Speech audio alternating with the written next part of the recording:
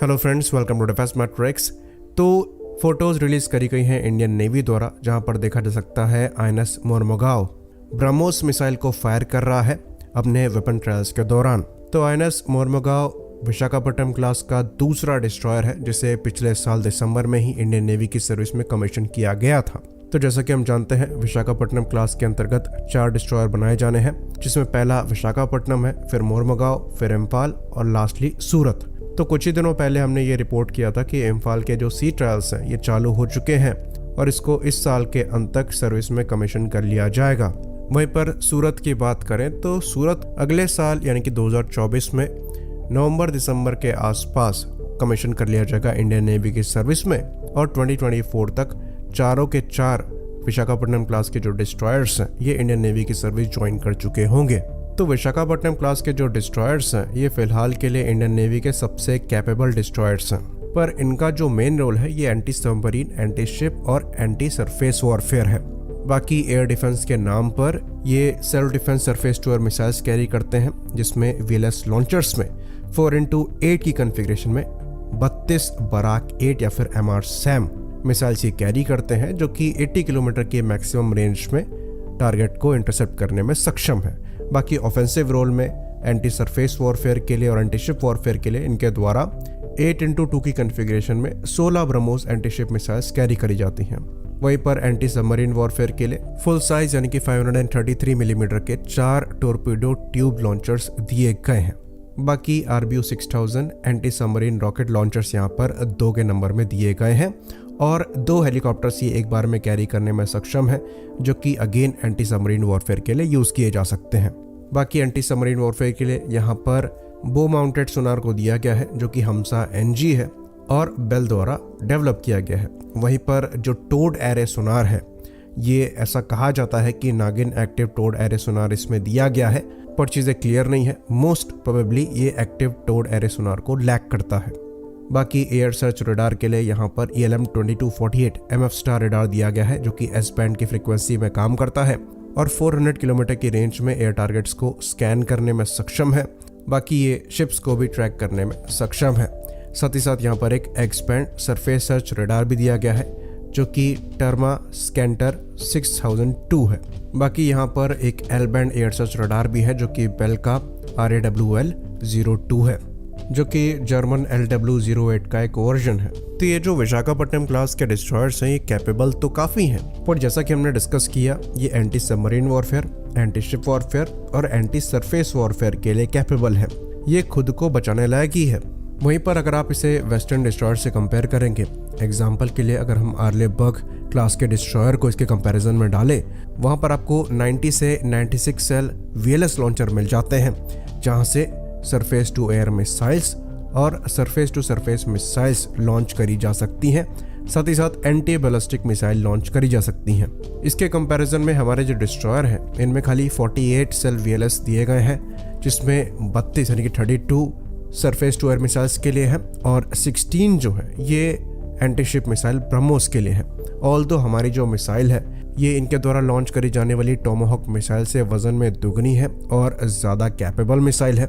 Range definitely यहाँ पर कम है, पर उसको भी एक्सटेंड करने पर काम किया जा रहा है। तो हमारे जो डिस्ट्रॉयर्स हैं ये BMD सिस्टम की यानी कि बैलिस्टिक मिसाइल डिफेंस सिस्टम्स की कैपेबिलिटी को लैक करते हैं, क्योंकि हमारे द्वारा ship launched ballistic missile defence system को डेवलप ही नहीं किया गया था।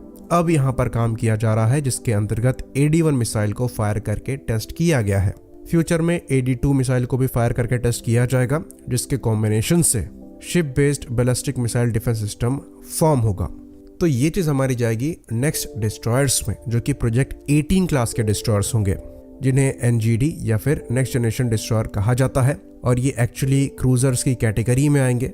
करीबन 14,000 टन डिस्प्लेसमेंट इनका कहा जा रहा है होगा, जो कि इनको दुनिया के सबसे बड़े डिस्ट्रॉयर्स में से एक बना देंगे। इवन अमेरिकन भी इतने बड़े डिस्ट्रॉयर्स यूज नहीं करते और इनको क्रूजर की कैटेगरी में डाला जाएगा। तो ऐसा माना जाता है कि जो प्रोजेक्ट 18 क्लास के डिस्ट्रॉयर्स होंगे ये रिप्लेस करेंगे राजपूत क्लास के डिस्ट्रॉयर्स को, जो कि अभी से रिटायर होना चालू हो चुके हैं। और जो कुछ CGI बीच में निकलकर सामने आया है उसमें देखा गया है कि इसमें 144 VLS लॉन्चर्स होंगे, जहां से ब्रह्मोस मिसाइल फायर करी जाएंगी, उस समय ब्रह्मोस 2 आ चुकी होगी सर्विस में, जो कि हाइपरसोनिक मिसाइल है। उसके बाद ब्रह्मोस मिसाइल के एक्सटेंडेड रेंज वाले वर्जन्स फायर किए जाएंगे। साथ में यहाँ से AD-1 और AD-2 BMD मिसाइल्स फायर करी जाएंगी और ER-SAM को भी फायर किया जाएगा, जो कि 150 किलोमीटर के अराउंड की मैक्सिमम इंटरसेप्शन रेंज देने में सक्षम होंगी। तो कहा यह जाता है कि ऐसे 10 डिस्ट्रॉयर्स बनाए जा सकते हैं, पर अभी इनको लेकर कोई टाइमलाइन नहीं दी गई है, ना ही फंड्स अभी तक क्लियर किए गए हैं प्रोजेक्ट 18 को लेकर। लेकिन प्रोजेक्ट 15 ब्रावो के खत्म हो जाने के बाद सारा फोकस प्रोजेक्ट 18 पर ही जाएगा, जिस पर काम अभी से चल रहा है। तो ये शिप डिजाइन किए जा रहे हैं इंडियन नेवी के वॉरशिप डिजाइन ब्यूरो द्वारा, और इसका जो डिजाइन है ये कुछ ही दिनों पहले रिवील किया गया था। तो इस पर काम तो काफी दिनों से चल रहा है और पहले कुछ ऐसी रिपोर्ट्स आई हैं कि 2028 तक ये डिस्ट्रॉयर बनाया जा सकता है, लेकिन उसके लिए काम इस पर अभी से चालू हो जाना चाहिए था। तो अभी तक ऐसा हुआ नहीं है, यहाँ तक कि जो फंडिंग्स हैं वो भी रिलीज नहीं करी गई हैं। तो हमें ऐसा लगता है कि 2024 के बाद से ही इस पर जो फिजिकल काम है वो स्टार्ट होगा। तो ये डिस्ट्रॉयर्स काफ़ी एक्सपेंसिव भी होंगे। ऐसा माना जाता है कि एक डिस्ट्रॉयर को बनाने में $1 बिलियन से ज़्यादा का पैसा लगेगा, जो कि 10,000 करोड़ से भी ज़्यादा है। तो अच्छा खासा पैसा यहाँ पर इन्वॉल्व्ड है। और जैसे कि हम जानते हैं इंडियन नेवी वैसे ही INS विक्रांत क्लास के एक और एयरक्राफ्ट कैरियर के साथ जा रही है, तो वहाँ पर भी अच्छा खासा पैसा लगने वाला है। तो ये देखने वाली बात होगी कि इसको लेकर फंड्स कब रिलीज किए जाते हैं और ये प्रोग्राम फिजिकली स्टार्ट होता है। ऑल्दो इस साल जो ship launched ballistic missile defence system की टेस्टिंग स्टार्ट हुई है, ये प्रोजेक्ट 18 क्लास के डिस्ट्रॉयर्स को डेवलप करने में लिया गया एक इम्पॉर्टेंट स्टेप है, क्योंकि मेनली प्रोजेक्ट 18 डिस्ट्रॉयर एक बैलिस्टिक मिसाइल डिफेंस सिस्टम की तरह एक्ट करेगा।